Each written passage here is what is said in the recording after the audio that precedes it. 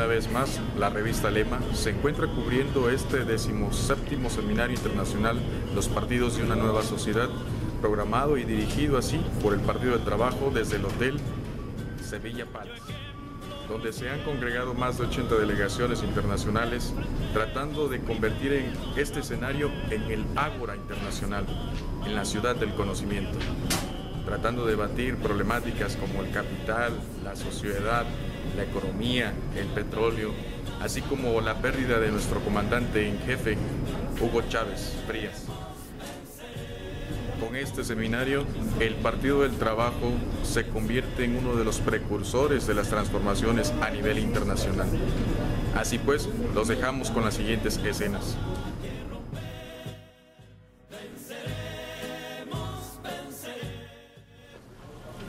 Países que nos acompañan,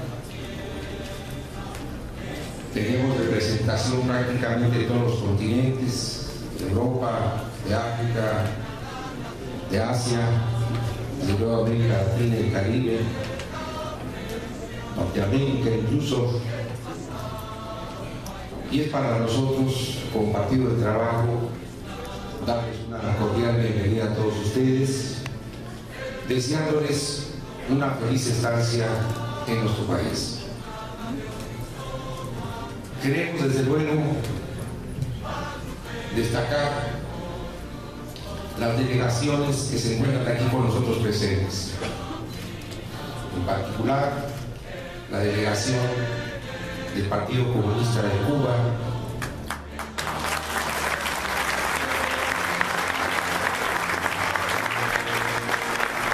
que con los comandantes Fidel y Raúl Castro impulsan un proceso de actualización de su proyecto económico sin renunciar a los objetivos estratégicos de todos los revolucionarios, que es luchar por una sociedad igualitaria, justa, próspera y desde luego socialista, que tenga siempre como eje la lucha por la liberación definitiva de toda la humanidad.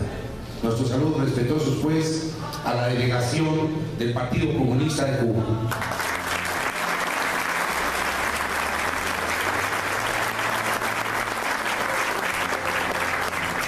Se encuentra también con nosotros una delegación de los compañeros del Frente Amplio de Uruguay, con José Mojica,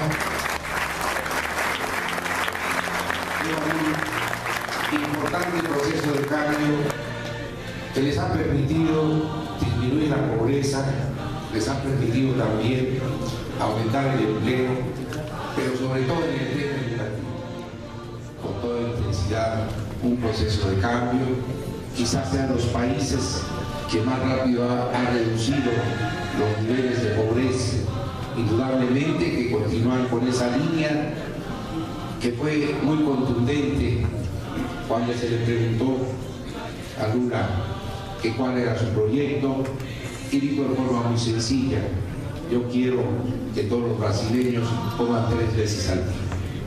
Y esa situación lo han logrado con muchas creces, han seguido avanzando en el rescate de su industria petrolera, pero lo más importante, se encuentran ya a la cabeza, y nos da mucha pena, pero tristeza, se encuentran ya a la cabeza de América Latina y el Caribe, encabezando también grupos tan importantes como es el BRIC, que es pues de las potencias emergentes, que está llamado a jugar un rol muy importante en América Latina, el Caribe y en el mundo entero. Bienvenida a la delegación de los compañeros.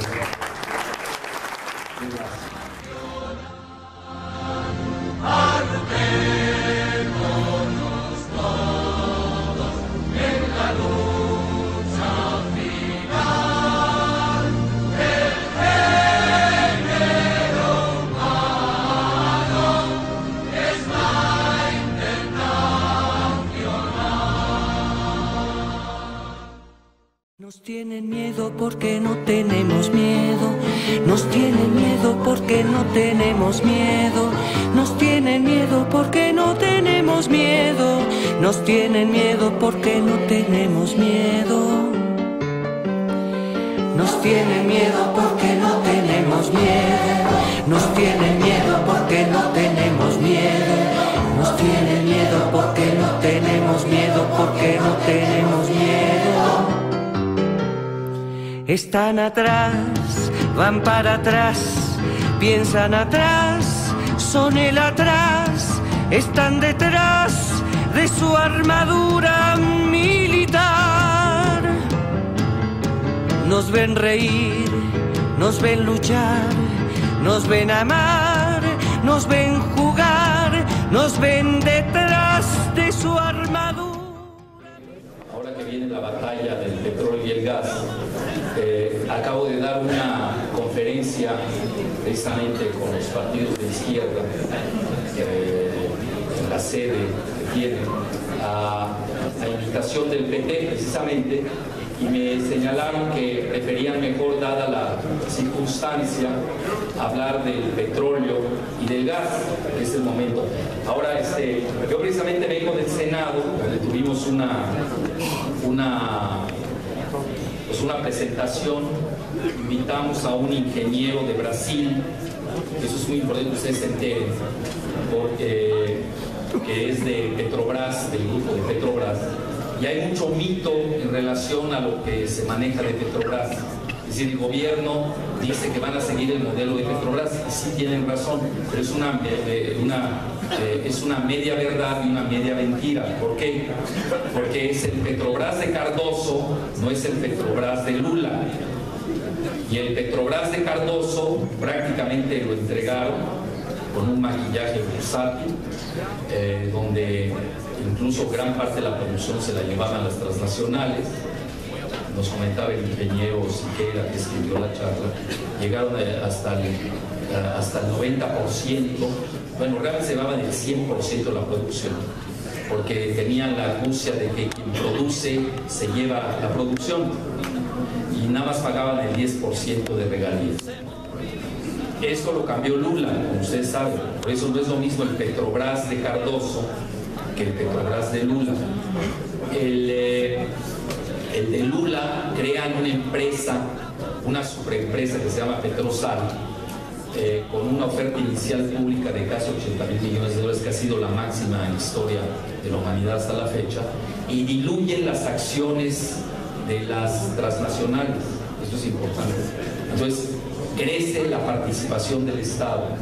Ahora, en México se están manejando dos situaciones para convencernos de que hay que entregar el petróleo mexicano. Les adelanto que no se va a entregar Pemex porque nadie la quiere, es un cascarón inservible, lo van a dejar como cascarón. Lo que van a querer entregar es el petróleo y el gas de México.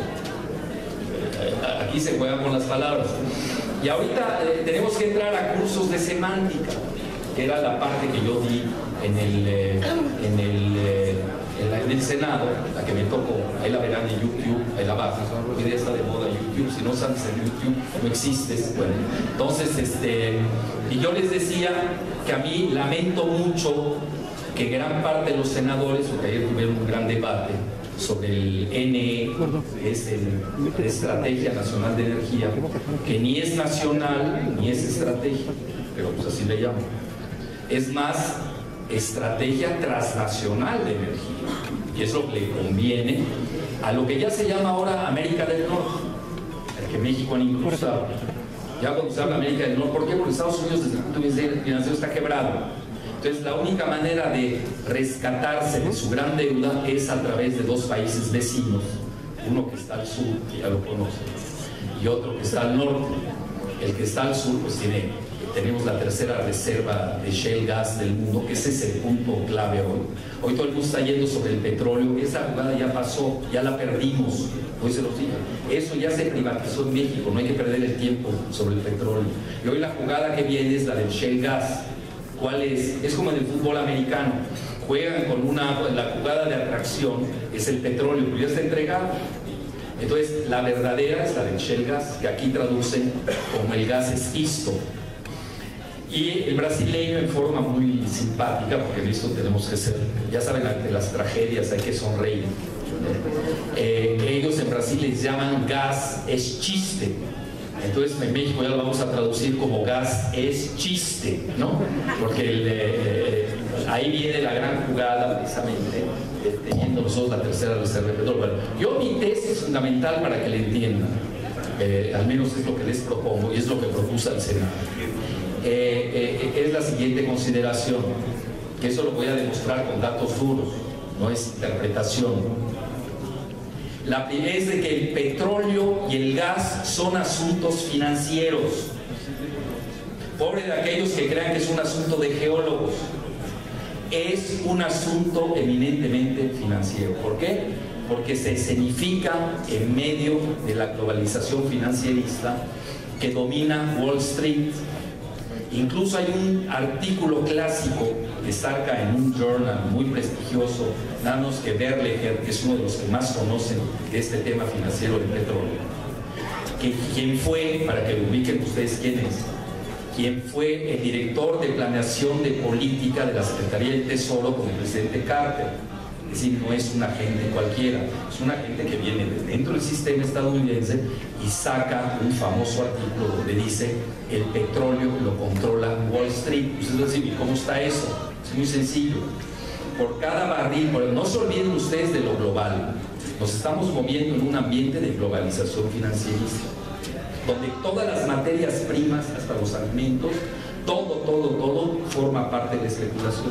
Por eso no se puede entender como un barril del petróleo. Si ustedes se quedan en la vieja economía de oferta y demanda, pues no van a entender el mundo. Se los digo abiertamente. Sí lo van a entender, pero a la antigüita, van a pegarle a un mes al año de las cotizaciones. ¿Cómo se puede mover el barril de 50 a 100 dólares? A 150, si no hay especulación. Porque precisamente los bancos de inversiones, que son los 13 principales bancos del mundo, de eso viven, de la especulación.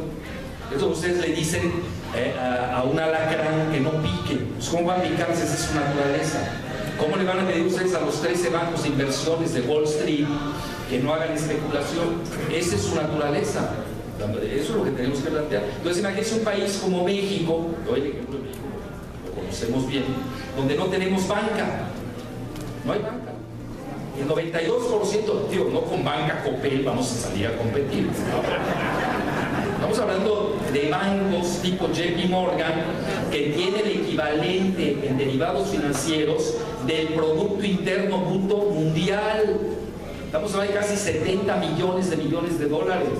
Si nosotros no entendemos esa ecuación en donde se mueven las materias primas, incluyendo el gas, el petróleo, etcétera, pues se nos va a ir la gran jugada y vamos a creer en todos estos cuentitos que nos venden. Hoy, por ejemplo, yo estaba siendo muy crítico. ¿Cómo puede ser? En México, por ejemplo, tengo que hablar de mi país, crean que me entristece decirlo, festejamos la mediocridad.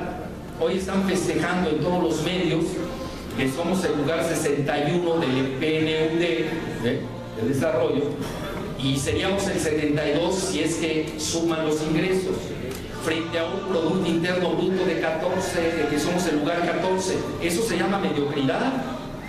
Cuando éramos el lugar 10 en el mundo, entra Calderón y ahora estamos en el lugar 14. ¿Ustedes saben qué es bajar 4 lugares en el PIB? Es un todo un mundo. Y estar en el lugar 62 en relación al PIB que tenemos, pues es una alta mediocridad. Y si estamos en la competitividad del mundo en el lugar 65, pues es peor. Eso se llama mediocridad, pero en México se festeja. ¿Por qué? Porque los multimedia están controlados y forman parte de esta panoplia de la globalización financiera. Es decir, eso sí lo quiero dejar muy claro.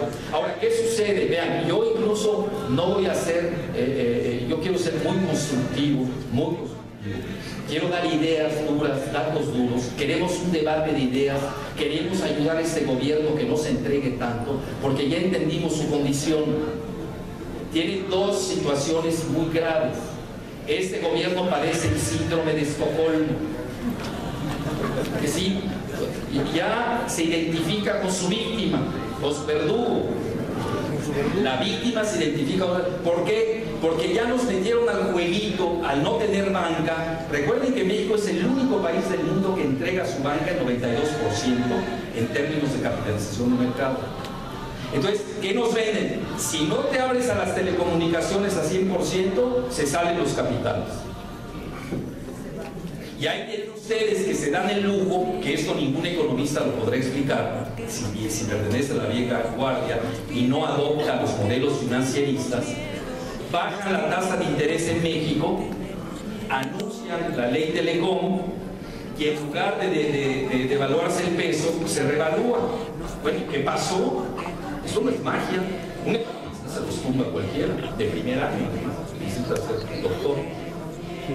Pues obviamente que va a ingresar capitales, están comprando dólares, están cambiando sus dólares por pesos, porque van a entrar con todo a la ley a la cuestión de telecomunicaciones, donde se juegan 30,000 millones de dólares al año de ingreso. Eso es importante, pues tenemos que ver la dirección. Bueno, pero eso es buen juego de niños comparado al factor petróleo y del gas. Entonces ahora, ese es el primer plano que les quiero hablar. El segundo, yo ya no voy a querer hablar tanto del petróleo, ya está muy vista esa jugada. Me voy a dedicar más al gas shale, que esa es la gran revolución que dice Estados Unidos que va a tener, que aquí hay que ser muy, muy responsable. Uno, o es cierto, y obviamente viene un cambio geopolítico jamás visto en la historia de la humanidad, donde incluso Estados Unidos con esa autosuficiencia energética van a hacer, no solamente autosuficientes, van a dar el lujo hasta de exportar. Y al que México le tocaría, nos guste o no, no sabemos quién lo controlará en esa fase, pues no tenemos esa famosa tecnología de la que hablan, que es el fracking, que es la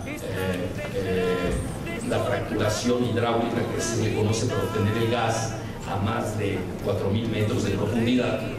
Y obviamente, pues, nos guste o no, siendo la tercera reserva del mundo, pues nos va a tocar parte del Maná, que sea muy caro.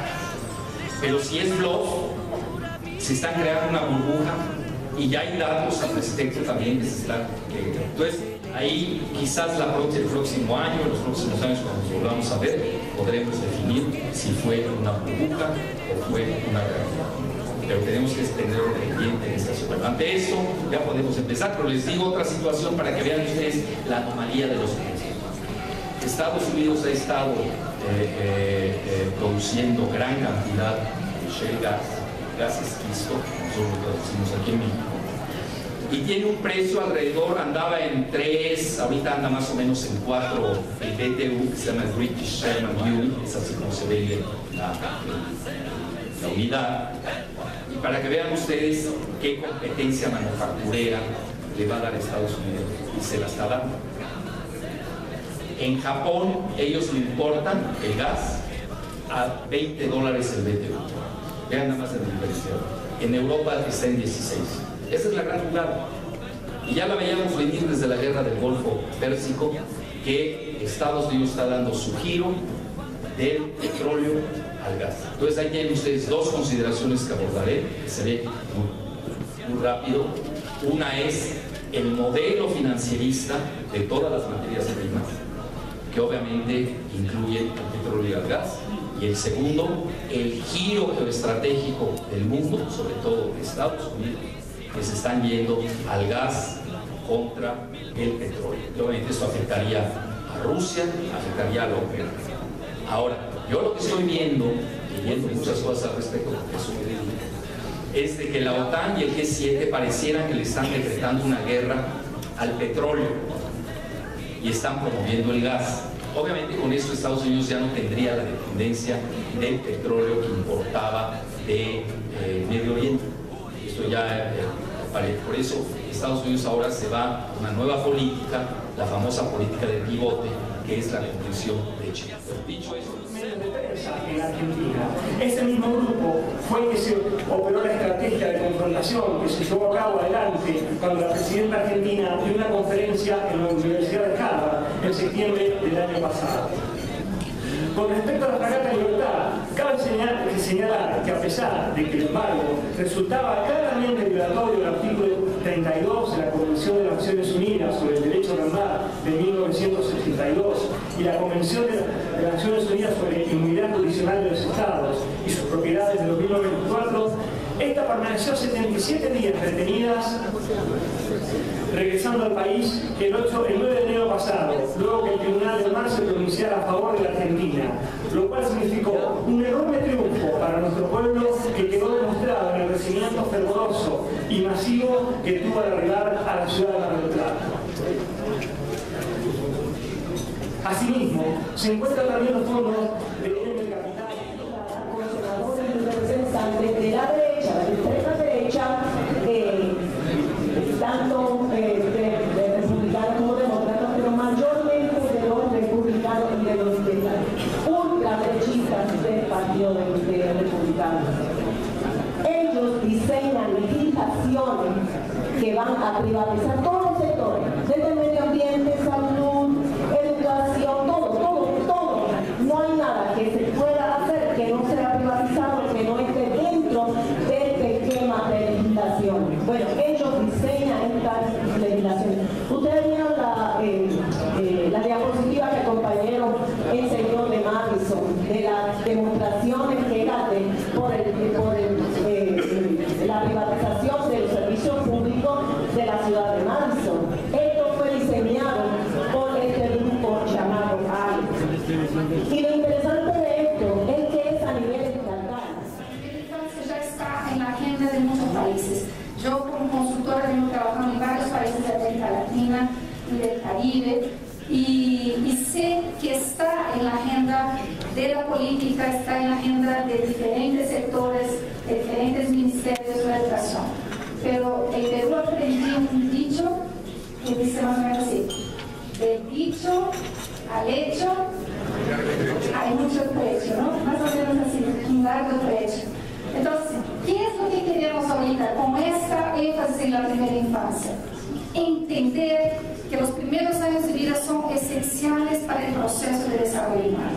Entender que muchas cosas que se hacen desde la primera infancia van a perfilar al proceso de desarrollo humano. Van a perfilar no solamente un ser humano, van a perfilar una generación, van a perfilar toda una nación. Entonces, cuando nosotros hablamos de cambiar la educación, pues enfoque en la primera infancia, entender cómo siendo un pilar de la nueva sociedad, estamos hablando de una vivienda confortable como se merece. Si no logramos que cada uno de esos niños y adolescentes que pasan el día en las esquinas vayan a las escuelas o a los liceos, no alcanzaremos nunca a ese país que tanto soñamos y por el que han dejado su vida tantos compañeros y compañeras. A las familias que aún hoy pasan mal, no les podemos explicar que los números de la economía cierran bien y que en algún momento, por efecto de derrames, la bonanza les llegará también a ellos. No puede, no debe ser así. Como progresistas nos llegamos a creer que el mercado lo regula todo y que después que la torta está muy grande vamos a empezar a repartir mejor. Ahora es tiempo de distribuir mejor nuestra riqueza. Sabemos que los indicadores han mejorado, que la brecha entre los que más tienen y los más humildes se redujo, pero no lo suficiente como para hablar de equidad y justicia social. Países, nada más por ataque a los sindicatos, en manifestaciones, los trabajadores, estudiantes y otros capital. Y es que nosotros estamos en un proceso de... Además, hay un intento por privatizar áreas económicas que anteriormente que surgieron a cargo del gobierno, por ejemplo, correos y las escuelas públicas. La última ofensiva de la clase gobernante ha sido lo que conocemos como un secuestro. Se trata de un recorte automático de muchos de los programas del gobierno que tanto el Partido Demócrata como el Partido Republicano han acordado. Estos recortes al presupuesto pueden provocar que cientos de miles de trabajadores pierdan sus empleos. No de cuadros, sino de... Es una manifestación para los productores de autobuses. Como la que tiene... No se termina, sino que más bien continúa asentado en la enorme autoridad moral ganada a pulso en la arena política nacional e internacional. Asimismo, en la más arraigada convicción de que el poder está en el pueblo y en los cambios que irreversiblemente este ha emprendido en favor de la democracia, la justicia, la equidad, la unidad y la paz. El movimiento político UINAC llama a las fuerzas revolucionarias y a los pueblos de Guatemala, América Latina y el mundo a estar vigilantes y a defender junto al pueblo venezolano las conquistas sociales, económicas, culturales, políticas y democráticas que la hermana República Bolivariana de Venezuela ha conquistado e irradiado en el continente. Obstaculizar la marcha del pueblo cubano y la marcha de los pueblos de América Latina hacia la soberanía. Este seminario tiene que, una vez más, reafirmar la solidaridad con Cuba y con los pueblos que están luchando en África, en América Latina y en el mundo por la democracia y por la soberanía. En la República Saharaui, en el Sahara Occidental, vivimos una situación inédita, donde un país árabe y africano, Marruecos, continúa. 24 del Capital, que es muy sencillo de leer, incluso el que nunca vaya a leer en su vida el Capital, porque es aburrido, yo le recomiendo que lea ese capítulo, que se puede leer como una película, es muy sencillo. Se llama La llamada acumulación originaria. Y Carlitos Marx cuenta ahí qué papel jugó la feroz conquista de América en el desarrollo del sistema capitalista mundial. Sin la conquista de América, sin el robo a los pueblos originarios, del oro en México, de la plata en el sur, no se hubiera podido construir el sistema capitalista mundial. Entonces, Banner, Samir Amin, Luis Mauro Marini en su época lo hizo en Brasil, han planteado, retomando las enseñanzas de Marx, una nueva mirada de la historia, que nosotros creo que tenemos que recuperar a la hora de pensar, siguiendo esas enseñanzas de Chávez y de tantos otros patriotas. Millones de personas en nuestro país han estado pasando 14, 15, 16, 18 horas para ver al comandante y además en cada plaza Bolívar, en cada plaza Miranda, en cada plaza Zamora, en cada plaza Rivas, que son entre los héroes de nuestra independencia, ahí están congregados los venezolanos, sobre todo los trabajadores, sobre todo los más humildes, rindiéndole homenaje al comandante Chávez, pero también diciendo la revolución sigue adelante y nosotros vamos a seguir construyendo nuestro país.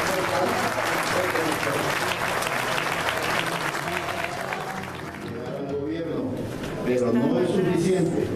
Es necesario preparar las condiciones que hagan posible que emprendamos verdaderas transformaciones estructurales, capaces de superar las causas que dan origen a la injusticia social, a la pobreza y al sistema político autoritario. Me estoy refiriendo a ganar el corazón y la mente del pueblo, elevar su conciencia revolucionaria mediante una intensa y sistemática lucha de ideas y propuestas concretas de soluciones a los problemas y sufrimientos, construyendo una extensa, ramificada y poderosa organización popular, concertando y movilizando un amplísimo sistema de alianzas sociales y políticas, vinculando profundamente al FMLN con un creciente movimiento social, en fin, logrando un gran vuelco de la correlación de fuerzas a nuestro favor, como la fuerza revolucionaria capaz de transformar al país por el bien de la gente. El ciudadano común, el cubano de aquí, para hablar de modo directo, no siente esa coherencia en su vida diaria y no puede desarrollar realmente una cultura y una conciencia social. Precisamente el desarrollo del lineamiento de la política del Partido de la Revolución, que ya el amigo Arias puso en sus bases fundamentales hace un rato, están tratando o buscan precisamente una mejor articulación de estas actividades. Estamos inevitablemente llamamos a desarrollar como una economía mixta.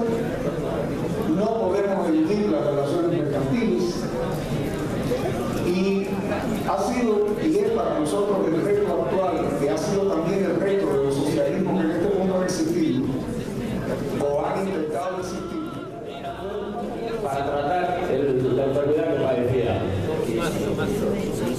Han puesto de arresto domiciliario, lo sacaron para matar. La política de dispersión, la política institucional que practica el Estado español es una política criminal y de venganza, y eso hay que cambiarlo.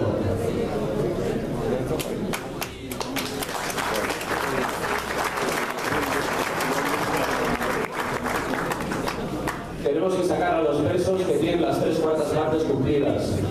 Tenemos 97 presos que tienen toda la condena cumplida y se les aplica una ley hecha ad hoc para que no salgan a la calle. Tenemos otros 13 presos con enfermedades incurables. Y sobre todo, hay que traer a todos los presos vascos a Euskal Herria porque la ley les ampara y sobre todo la mayoría social así lo exige. Están confundidos los estados y creen que van a hacer fracasar este proceso. Este proceso tiene cimientos muy sólidos. Para esto integra lo que él llamó el Gobierno de Reconciliación Nacional, que no fue más que la distribución de algunos cargos en el Ejecutivo a los 4 partidos que participaron en el proceso electoral. Y le entregó la empresa hondureña de telecomunicaciones, la Dirección de Migración y Extranjería y la Dirección de Aeronáutica Civil a los integrantes de la Junta de Comandantes que dirigieron militarmente el golpe de Estado, producto de lo cual el país se encuentra en este momento militarizado. Se le han asignado al Ejército labores de seguridad pública y el control de determinadas regiones donde las violaciones constantes a los derechos humanos se han incrementado, como es el caso del Bajo Aguana en la costa norte de Honduras. En materia económica, el país se encuentra colapsado. Producto de los constantes actos de corrupción, acaba en este momento el país de quedar nuevamente fuera de la iniciativa de la cuenta del milenio. De ahí que se esfumó de repente después del golpe de Estado. Les pido, compañeros, que estén con nosotros desde hoy hasta el final de esta victoria. Solo nuestra presencia ahí va a evitar que la bestia siga haciendo lo que está haciendo. Y me despido aquí, invocando el espíritu de las palabras de un hombre que se encontraba cerca de la muerte, en circunstancias especiales. Y lo digo porque, y voy a decir estas palabras porque son las palabras que mi pueblo repite una y otra vez, de aquel hombre que siempre nos habló del hombre nuevo, ese hombre nuevo que las oligarquías jamás aprendieron a entender. Hasta la victoria siempre, compañeros. Muchas gracias. Una libertad y sensibilidad social y visión política. En estos primeros 6 meses de gestión, el presidente Medina ha cumplido, primero, la inversión del 4% del Producto Interno Bruto para educación, que representa alrededor de 100.000 millones de pesos, lo que nunca antes se había proyectado en un país como la República Dominicana, con una alta tasa de analfabetismo. Segundo, el combate al analfabetismo, creando el programa nacional Contigo y Si Ella Aprende, puesto en marcha desde enero del presente año. Tercero, la construcción de 10.000 nuevas aulas y creación de la tanda extendida, garantizando desayuno, almuerzo y merienda en la población estudiantil del sector público. Cuarto, apoyo a la producción nacional mediante el crédito a la pequeña y mediana empresa, aspecto visibilizado por los productores nacionales. Quinto, aumento de los planes sociales mediante el subsidio alimentario. De las empresas contratistas y subcontratistas. Estamos hablando de 140 millones de trabajadores en el mundo, una cifra similar al empleo total de Estados Unidos. La próxima lámina son las inversiones de las transnacionales que están basadas, compañeros, fundamentalmente en reinvertir las utilidades que obtienen en los mismos países donde actúan. Y además de eso, otra cosa que están haciendo es un incremento muy fuerte de las fusiones y adquisiciones de otros mostrando con esto lo que Marx señalaba de un proceso de concentración y centralización del capital. La próxima lámina, por favor, miren, ahí muestra que las economías desarrolladas bajan del 95% de su participación en el total mundial a 73%. Las economías atrasadas, porque ahí está China también, aumenta de 4,9 a 22,6. Pero Europa, que tenía 57, baja a 38. Y ojo, Estados Unidos, que tenía 12,8. Se tendrán afectado profundamente a la sociedad como un todo, tal como señalaba mi compañero, excepto a las empresas tradicionales, productoras de bienes y servicios, y en esta situación han salido beneficiados, se han beneficiado por la crisis. Estas gran mayoría han sido seriamente afectadas por la crisis. Más aún, han mantenido niveles elevados de ganancias y de liquidez, una excesiva liquidez que ha depositado en los bancos y ha cambiado la crisis financiera internacional de la cual debe seguir. Pero el producto de la sobreproducción de las empresas transnacionales, el exceso de liquidez que han generado y lo han colocado en el sistema financiero internacional. Ahora bien, América Latina y el Caribe es la subregión en el mundo que ha estado más afectada por la crisis y donde se han trasladado los capitales transnacionales en busca de lo que es importante y fundamental en el proceso productivo mundial y cuál es la producción significativo. Pasamos de 18.000 colombianos a 58.000 en el último mes del año inmediatamente anterior. Esto que demuestra indiscutiblemente que ni siquiera en los periodos de final de año, cuando era ocasional, el retorno de la comunidad colombiana se está presentando indiscutiblemente un flujo que adversa lógicamente a esta cifra. Siguiente, por favor.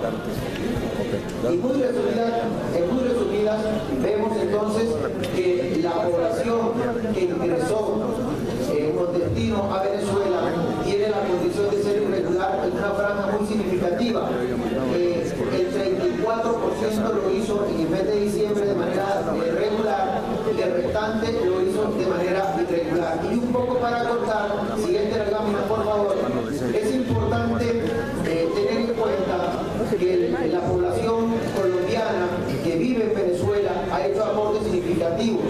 Hoy 202.000 estamos inscritos, aptos para votar y vamos a sufragar el próximo 14 de abril. Hoy 6 de cada 10 mexicanos que están ocupados trabajan dentro del sector informal, el cual es poco productivo para la economía del país y representa un constante riesgo de inestabilidad.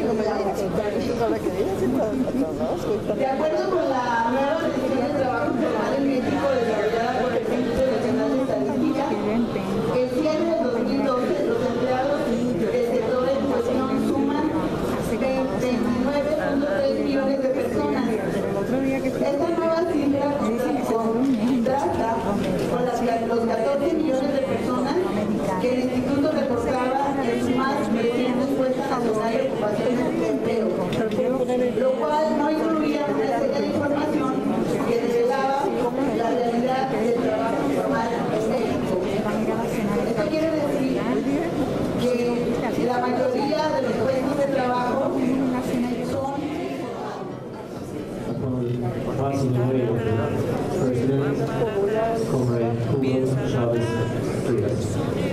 We are convinced that this example will guide the working people around the world in their struggle for justice, democracy and socialism. Buenas noches, el señor Tommy Hiedema de Finlandia. Estimados compañeros, la Liga Comunista de Finlandia desea expresar sus saludos fraternales al 17 Seminario de los Partidos Políticos de una Nueva Sociedad, así como para todos sus participantes. Nos gustaría dirigir estos saludos a la Universidad del Partido del Trabajo de México, organizador de este evento. También nos gustaría expresar nuestro más sincero agradecimiento por tener de nuevo en este año la oportunidad de participar en este importante evento. Nos gustaría aprovechar también esta oportunidad para expresar nuestras profundas condolencias con el pueblo de Venezuela tras el fallecimiento del presidente presidente, el camarada Hugo Chávez Frías. Estamos convencidos de que su ejemplo servirá de bien a los trabajadores de todo el mundo en su lucha por la justicia, la democracia y el socialismo. El cuadro ese del señor. La crisis económica continúa en el europeo. El 17 Seminario Internacional que organiza el Partido del Trabajo de México, de América Latina, del África, de Europa, del Asia.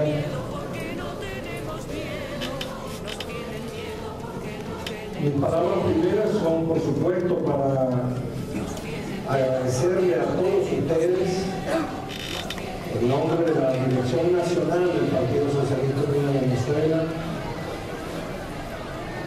el que al inicio de este seminario hayan decidido rendirle un homenaje a nuestro héroe Hugo Chávez Frías. En 2013, convocados por el Partido del Trabajo, expresamos nuestra firme solidaridad con la Revolución Cubana frente a la política de hostilidad de los gobiernos de Estados Unidos durante los 54 años de existencia. Exigimos el levantamiento incondicional del bloqueo económico, comercial y financiero reclamado por la inmensa mayoría de pueblos y gobiernos del mundo a través de las resoluciones de la Asamblea General de las Naciones Unidas y en numerosos foros internacionales. La administración norteamericana, desoyendo la exigencia mundial, ha recrudecido las agresiones contra Cuba en los últimos tiempos, imponiendo sanciones a bancos e instituciones de terceros países bajo el principio de extraterritorialidad. Denunciamos la injusta encarcelación de los hijos cubanos prisioneros del imperio, acusados injustamente por luchar contra el terrorismo. Exigimos el regreso de René González, quien después de cumplir íntegramente la condena impuesta continúa recurriendo al territorio norteamericano, sobre quien pesan serias amenazas sobre su vida. El 17º Seminario Internacional escuchó con atención las informaciones sobre el proceso actualizado de la política económica y social de la Revolución Cubana, aprobada en el 6º Congreso de la Primera Conferencia Nacional del Partido Comunista, y reconocemos que su propósito está dirigido a perfeccionar el proyecto cubano del socialismo, única alternativa que garantiza al pueblo de Cuba su independencia, soberanía y el principio de autodeterminación de los pueblos, hoy tan amenazados por la política del imperialismo. Este es el resolutivo que ponemos a su consideración, compañeros.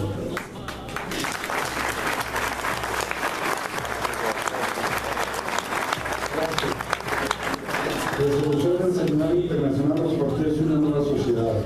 El seminario reitera el respaldo al principio de una sola China. Hay una sola China en el mundo, que es la República Popular China. Taiwán es parte inseparable de China. Esta es su consideración.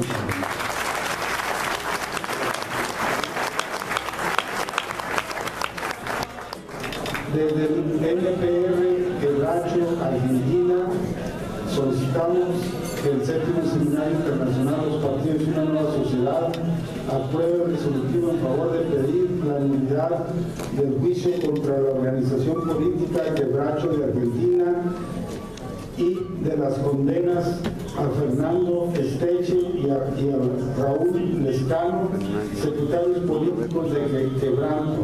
Y a su vez nos informan que se realizará una movilización a la embajada en México para entregar una carta donde solicite que la justicia argentina dé la nulidad del juicio a Quebracho y a las condenas de Fernando Esteche y Raúl Lescano. Está a su consideración, compañeros.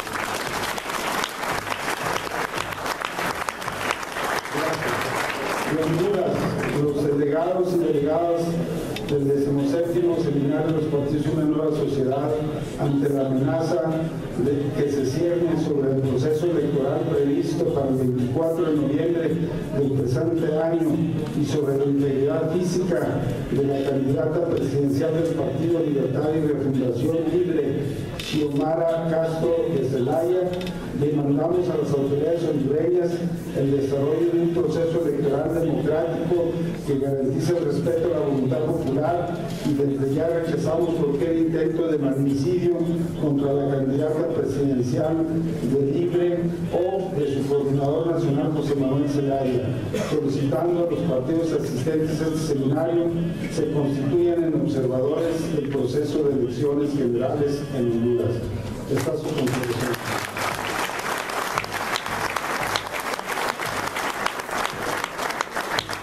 Propuesta sobre el Sahara Occidental. Los participantes al 17º seminario expresan, los partidos de una sociedad expresan su solidaridad incondicional, una vez más su solidaridad incondicional con el pueblo saharaui en su legítima lucha de liberación nacional, y exige de la ONU la celebración inmediata del referéndum de autodeterminación. Los participantes condenan las flagrantes violaciones de los derechos humanos en los territorios ocupados de la República Saharaui y exigen la liberación de todos los presos políticos y denuncian la celebración de tribunales militares marroquíes contra los militantes de la Intifada Saharaui. Está Ashley.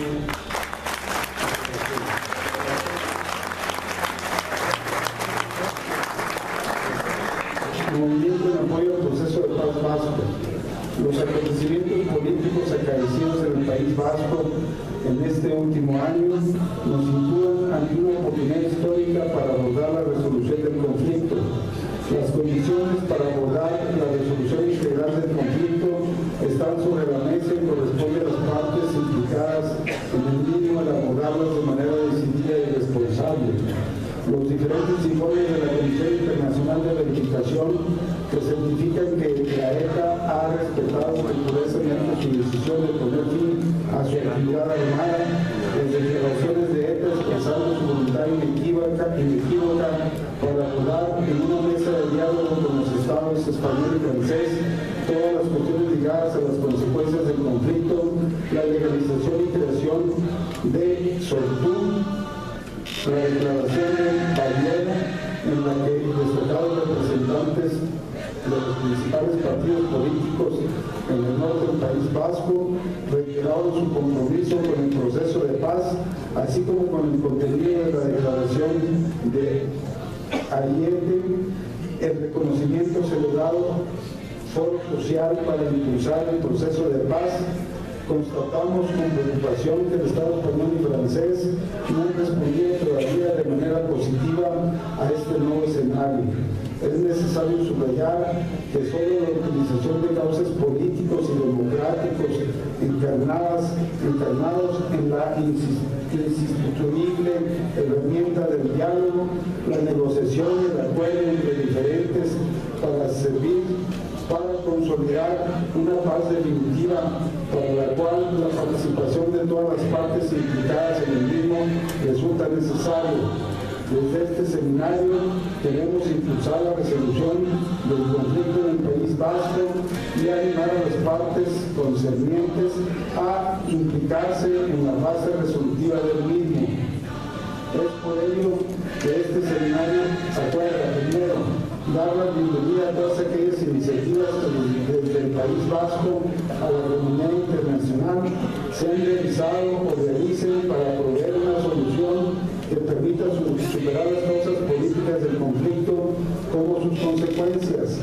Dos, manifestar su apoyo al diálogo y entendimiento entre los diferentes que, representando los diferentes acuerdos electorales del País Vasco, diferentes mandatos electorales del País Vasco, deberán responder al reto creado por los acontecimientos y desde el uso de la palabra y la política adoptar medidas para consolidar la paz.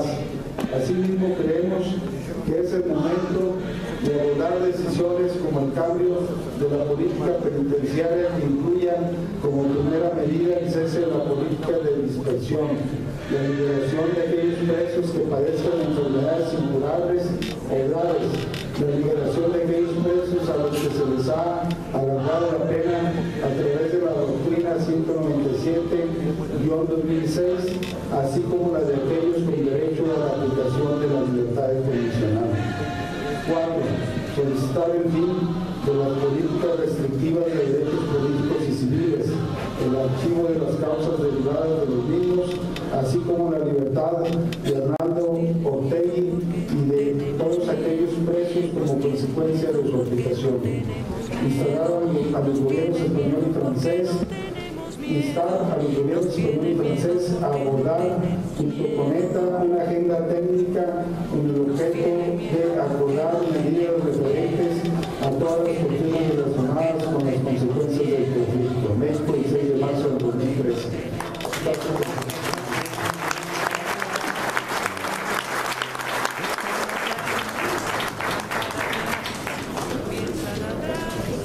Pues serían las resoluciones.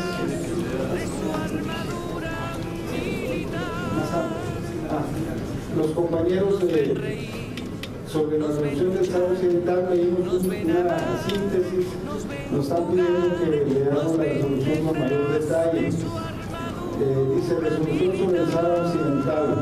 Reconociendo que el acuerdo del Sahara Occidental es un caso de descolonización, teniendo en cuenta que el pueblo saharaui vive una lucha de liberación nacional bajo la dirección del Frente Polisario desde el 20 de mayo de 1973, primero contra el colonialismo español y después contra la invasión marroquí, recordando que todas las organizaciones internacionales reconocen el derecho del pueblo saharaui a la autodeterminación y independencia, y que la Corte Internacional de Justicia, en su dictamen de 1975, negó la existencia de lazos de soberanía entre el Reino de Marruecos y la Sahara Occidental.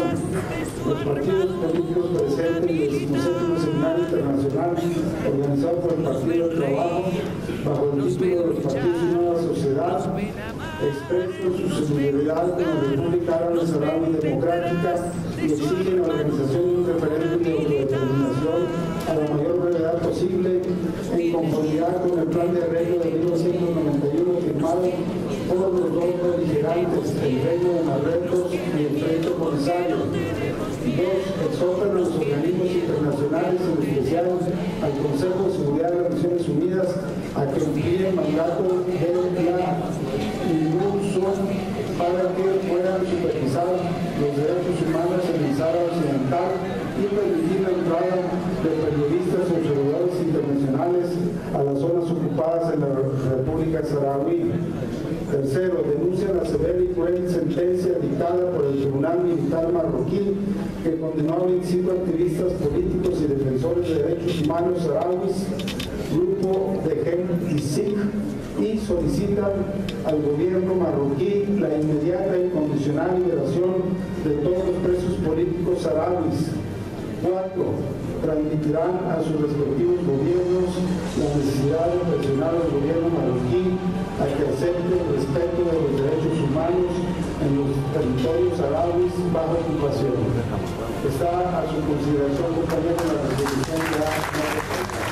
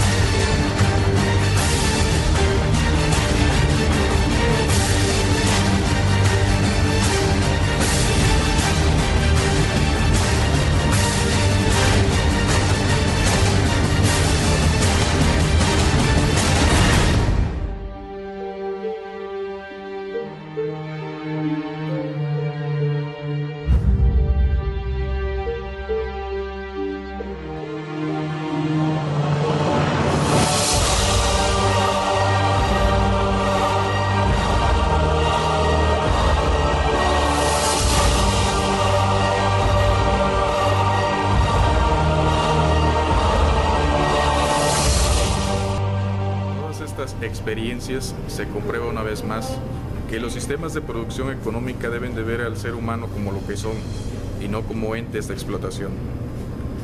Así pues, reportó para ustedes Emilio Naín Rojas Madero y en la cámara Carlos Esteves Guerrero.